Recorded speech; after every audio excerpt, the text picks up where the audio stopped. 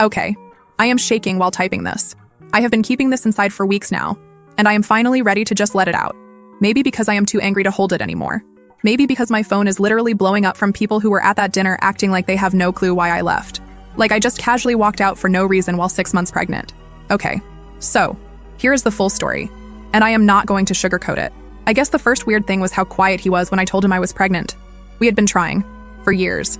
2 miscarriages. 1 chemical. I had cried in bathrooms, in the car, in grocery store aisles. We spent so much money on tracking apps and ovulation strips and vitamins that made me nauseous. He was there for all of it. Or at least physically there. I thought he wanted this too. He said he did. He would hold me when I cried after a failed test. He said stuff like, "We'll get there. We always do." So when I finally saw those 2 pink lines, I was shaking. I was smiling so hard my face hurt. I waited a day just to be sure. Took like 4 more tests. Even booked a blood test just to confirm. And when I told him, I swear to God, he just blinked. Not a smile, not a hug, not even a really? He just said, "Okay." I laughed. I thought he was shocked. I was like, "You're in shock, right?" And he said, "I just need time to process." And he went back to scrolling on his phone. I remember the screen was on some Reddit thread about mechanical keyboards. I remember because I stared at it too long, trying to make sense of how that could be more interesting than what I just told him. But I let it go. I told myself he was overwhelmed. People react weird sometimes. Maybe he was scared. Maybe he just needed time. But then time kept passing, and nothing changed. No questions about appointments, no touching my belly, no, "How are you feeling today?" stuff. If I brought up the baby, he would change the subject. Or sometimes he would just go quiet. Like, completely stone silent. It was so weird. And I am not even the type to be all gushy about pregnancy. I was sick, bloated, tired, I had backaches, I was not glowing, I was just surviving. And it felt like he was watching me do it from across the glass wall. One night I asked him directly, like, "Do you still want this?" And he said, "I do not know what you want me to say." And then he walked out and went to go play his games. Not even mad. Just done. I should have pushed harder right then. But I was so tired. And honestly, I kept thinking something was wrong with me. Like maybe I was being too sensitive. Maybe he was just stressed. Maybe it was the pressure. I told my mom about it, and she said men do not always bond with the baby until it is born. I told my friend Elizabeth, and she said it was probably just anxiety. So I kept giving him the benefit of the doubt. And then came the dinner. Henley, his sister, invited us over. She was doing one of her family catch-up nights. She is one of those people who posts every meal like it is a food blog and acts like she is the queen of hospitality. Her husband is whatever. The kids are loud but fine. His mom was there too, which was kind of rare. She usually avoids drama, but she came that night, and I think now that was intentional. I wore a dress I had not worn in a while because it finally fit again. My bump was showing just enough to be cute. I curled my hair. I felt good. I thought maybe this would be the night Brandon would snap out of it. Like seeing me happy and surrounded by family would make it real for him. I was stupid. I know that now. We get to the house and already it is awkward. Henley opens the door and the first thing she says is, "Wow, you're finally showing." I was starting to think it was a fake pregnancy or something. And then she laughs like it is a joke. I just kind of smiled and walked in. Brandon did not say anything. Not even a, "Don't say that." We sit down. Small talk. Wine is poured. Not for me, obviously. They talk about some trip they are planning next year, and Henley says, "Guess you won't be able to come with a baby and all?" And Brandon goes, "Or without, depending on how things go." And then laughs. I looked at him, and he looked away. I remember my hands were on my lap, and I was pressing my fingers into my thighs to keep calm. And then, we start talking about baby names.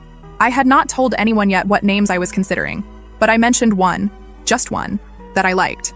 And Henley just snorts and says, "That sounds like a stripper name." I said nothing. I just looked at Brandon, waited, and he didn't even flinch. And then he says, and I swear to God this is exactly what he said, "We don't even know if it's mine. Ever heard of cheating in DNA tests?" His mom goes pale. Henley bursts out laughing, and I just froze. And then Henley, because she is truly evil, goes, "That kid's doomed with her as a mother anyway." I felt like I was watching a movie. Like none of this could actually be happening in real life. I looked around. No one said a word. No one told them to stop. I put down my fork, pushed my chair back, stood up and looked directly at him. And I said, "You're right. This child doesn't deserve a father like you." And then I turned and walked out. No one followed me. No one said my name. I walked to the car, got in, and drove home. I have not seen him since. That was 3 weeks ago. He has texted, once, saying I overreacted and that he was joking and trying to lighten the mood. I did not reply. His mom texted me too. Said she was sorry things got tense and that family dinners can be stressful. She asked if I would be open to clearing the air over lunch. I blocked her. My mom is furious. She said if she had been there, she would have flipped the whole damn table. She offered to come stay with me for a bit, and I think I might let her. But the thing is, I am not sad. I am angry. Like, how dare he treat me like this? After everything. After the years of trying, the loss, the pain.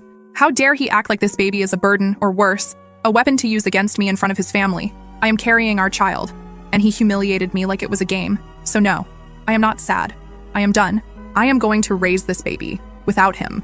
I am going to build a life that does not include a man who jokes about DNA tests and sits silent while his sister attacks me. I do not care if that makes me a single mom or whatever label people want to use.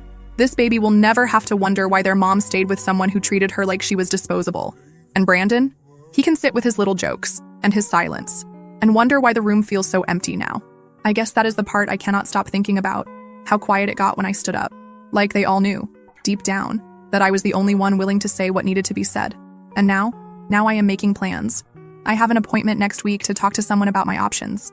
Legally, financially, everything. And I do not want advice. I do not want, give him a chance. He might change. I just needed to say it. Out loud. I am not going back. And if he ever wants to see me or this baby again, he better be ready to beg, because I am not letting this go. Not this time. First update. Okay, so, if you read my last post, you already know what happened at the dinner. The one where Brandon humiliated me in front of his family while I was 6 months pregnant. The one where his sister laughed and said my kid was doomed. The one where he made that disgusting crack about the baby not being his. Yeah, that dinner. I left. I walked out. And I meant it. I was done. I cut off contact, blocked his number, blocked his mom, blocked his demon sister, moved in with my cousin Christy, who had a spare room and a mattress on the floor and a working air fryer, and I started figuring out what the hell my next move was gonna be. I was still pregnant, still tired, still alone, but it was weirdly peaceful. And then he showed up. Not right away. Not even that week. But about 10 days later, I started noticing weird stuff. Like one morning I went out to the parking lot and there was a box sitting on the hood of my car. No note, just a box. Inside was a little pink onesie with a rainbow on it, still in the plastic. Tags on, price marked down. It looked like it had been grabbed off some clearance rack last minute. I thought maybe it was from Christy's mom or someone at her church. Nope. Next day, there was a folded piece of paper taped to the front door. It just said, "I miss you. Please talk to me." No name, but I recognized the handwriting. He used to scribble lists on the back of receipts and leave them on the counter. Same weird capital R. I did not say anything. I let it sit. Then came the crib. A big-ass box. Left right outside the apartment door. No note this time, just the box. One of those cribs that converts into a toddler bed, all grow with your child or whatever. I googled the model number. It was expensive. Like, why are you dropping hundreds on a piece of furniture when you could have just not insulted our child's existence in front of a table full of people who laughed along with you? I dragged the box inside and left it unopened in the hallway. Christy raised her eyebrows but did not say anything. I think she could tell I was holding back something nuclear. And then the worst part. He showed up in person. I had just gotten off a video call with my insurance rep, trying to figure out how the hell to register my upcoming birth without listing him as the father. Whole thing is hellish, by the way. And I was walking downstairs to throw out some trash. And there he was, standing awkwardly by the mailboxes like he was waiting for a package. He was holding a paper bag with handles and some kind of stuffed animal poking out the top. I stopped walking. He looked up, saw me, and flinched. And I swear he said this. "I just wanted to give you this, and talk. If you are not too busy." Like I am just casually waddling around at almost 7 months pregnant with nothing better to do than humor the man who made a joke about cheating and DNA tests at a family dinner. I told him to leave. He said no, just 5 minutes just to explain. I said no. Again. Then he muttered something, like under his breath but loud enough for me to hear, about how I was being dramatic and cold, and how he was trying to make things right. And that is when I lost it. I walked right up to him, grabbed the bag from his hand, and threw it in the trash bin next to us. I told him he does not get to rewrite what happened. He does not get to show up with overpriced furniture and toys and act like he reacted badly, and now we are just going to pretend none of it happened. He said he was sorry. Said he was just scared. Said he was overwhelmed. Said he did not mean it. Said he thought I would get over it. I asked him, what exactly did he think I was going to get over? The part where he said maybe the baby wasn't his? Or the part where he stayed silent while his sister called me a joke of a mother? He said it was a bad night, that everyone was drinking, that people say dumb things when they are nervous. I reminded him no one was drunk. It was a Tuesday. His sister served lemonade and sparkling water. His mom drove home after. There was no alcohol at all. He blinked, like he forgot. He tried to touch my arm. I stepped back. And then, and this is where it flipped from pathetic to infuriating, he said this. "I already told my mom we are working it out. She is expecting to come visit when the baby's born. I just thought we could keep this private for now so it is not a whole thing." I swear my jaw actually dropped. I said, You told your family we were back together? He nodded, like it was just a normal thing. Like that was the logical next step. I slapped him. Not hard. Not out of rage. More like just pure disbelief. Like my hand moved before my brain even caught up. I slapped him and then I turned around, walked back upstairs, slammed the door, locked it, and sat on the floor for like 10 minutes just blinking into space. It gets worse.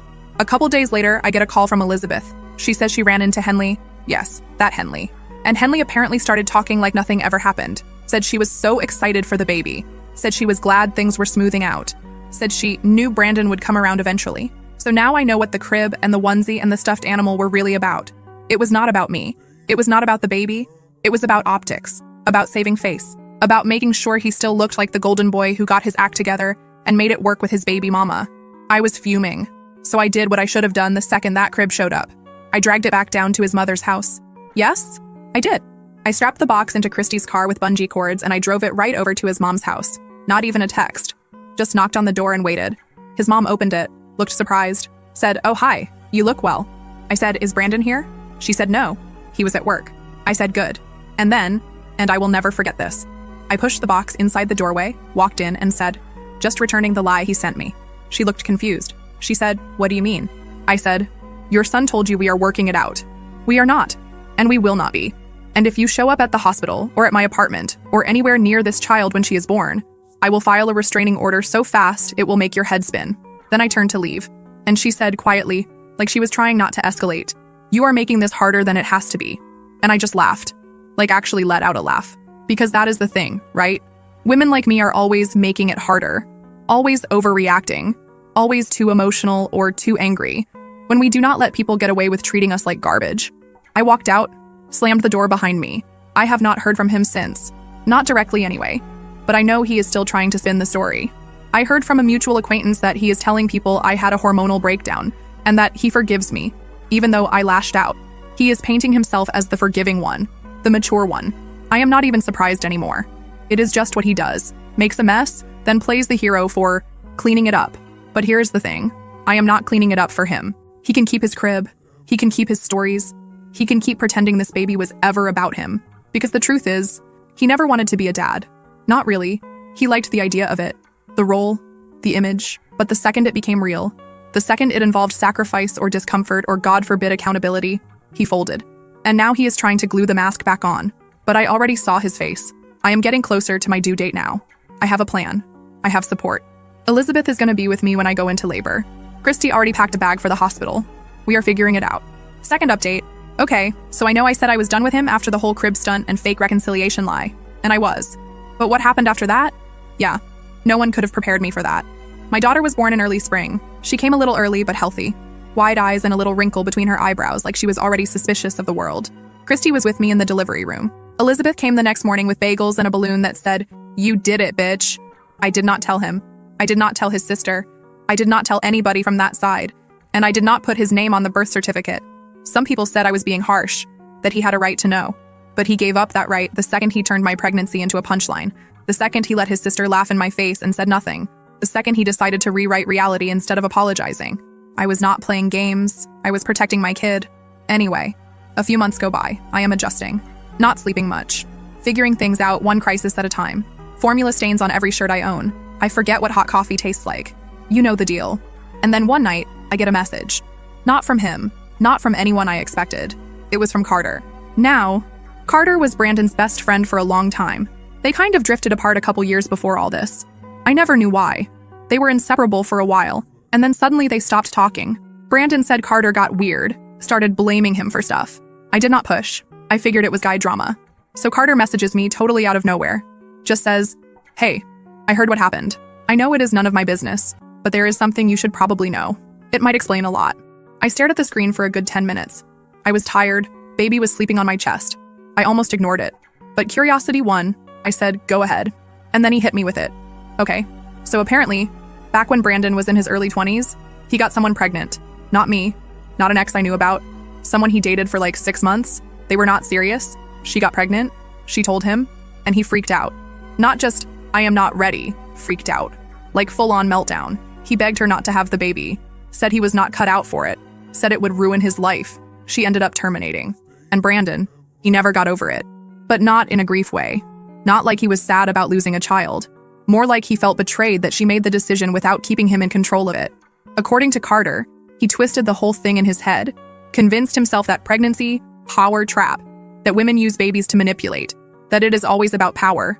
And ever since then, he has had this thing, like a deep, messed up resentment toward the idea of being a father, like it is some punishment waiting to happen. Carter said he noticed it when Brandon would make these dark jokes about getting tied down or never trusting a positive test. Said he brushed it off at first, but then it got worse, more bitter, more mean. When I had my miscarriages, that side of him was hidden. He was supportive, or at least he looked like he was. But now that I think about it, he was more relieved than sad. I see it now. The way he would change the subject, how he never wanted to talk about trying again, how he would flinch when I showed him baby stuff. He did not want to be a dad, not even with me. I sat with that information for a while. It made me sick. Not because I did not believe it, but because it fit. It made too much sense. And yeah, I know people have trauma. I know people have bad experiences and fears and whatever, but he never said a word, never gave me the chance to understand. He just let me take all the heat, let me think I was the problem, then humiliated me in front of a table full of people who would rather laugh than help. So I decided to return the favor. I posted a photo. Not a soft one, not a sweet one, not look how happy I am, or single mom life, or any of that curated crap. It was me and my baby, sitting on the floor of the living room. She had just spit up on me. I had not washed my hair in 3 days. She was wearing a onesie that said, "Raised by wolves and thriving." My caption was simple. You said she was a mistake, but she is the only thing I have never doubted. I knew he would see it. How? Because his sister still follows Christy, and Christy had reposted it. And Henley watches everything Christy does, like clockwork. And Henley cannot resist sending screenshots to her brother. It is like a compulsion. I did not tag him. I did not need to. Less than an hour later, I got a message. He said the photo was unfair, said I was dragging him publicly, said I was alienating his daughter from him. His daughter. I laughed out loud. I wrote back, "You alienated yourself the second you made jokes about DNA tests in front of your entire family. What exactly are you trying to come back to? The baby you never wanted? Or the image you are trying to fix?" He left me on red. A few days later, a letter came in the mail. Yes, a handwritten letter, like we are in some period drama. It was from his mother. She said she was concerned, said she was worried about the long-term emotional impact of denying a child access to her father, said she knew Brandon had struggled, but that he was trying, said children need both parents. I did not respond. I took the letter, I folded it up, and I stuck it inside a baby book I am making. Not the cutesy kind, more like a memory archive. Real stuff, screenshots, letters, the truth. Because one day my daughter is going to ask questions, and she deserves answers, not excuses. But here is where it gets good. I ran into Henley, in public, at the store. I was in the baby aisle. She was buying some soap or whatever. She saw me, tried to walk past like she did not recognize me. I called out to her. She stopped, turned, fake smile. I said, "Hey." She said, "Hey." Awkward silence. Then she said, "Kind of stiff. How is the baby?" I said, "She is great. Thanks for asking." She just started smiling when I sing off key. Henley gave this weird half laugh. And then she said, "You know Brandon is hurting, right?" I stared at her. She said, "He feels like you are punishing him." I said, "He is being punished, with the truth." She said, "You do not have to be cruel." I said, "Neither did he." And then I walked away. I do not care if he is hurting. You do not get to treat people like garbage and then cry about the smell. You do not get to sabotage something beautiful and then beg to be part of it once it is convenient. You do not get to mock a pregnancy and then call yourself a father once the photos start circulating. He made his choice, and now he gets to live with it. I am not trying to be the bigger person anymore. Final update. I didn't think I'd ever hear from him again. It wasn't something I thought about every day or expected to happen. He just disappeared. No calls, no texts, no asking about our daughter, no how are you? Nothing. Total silence. And after a while, I got used to it. I stopped thinking about him completely. Not out of anger, just because there was no reason to. He wasn't part of our life anymore. Then a letter showed up.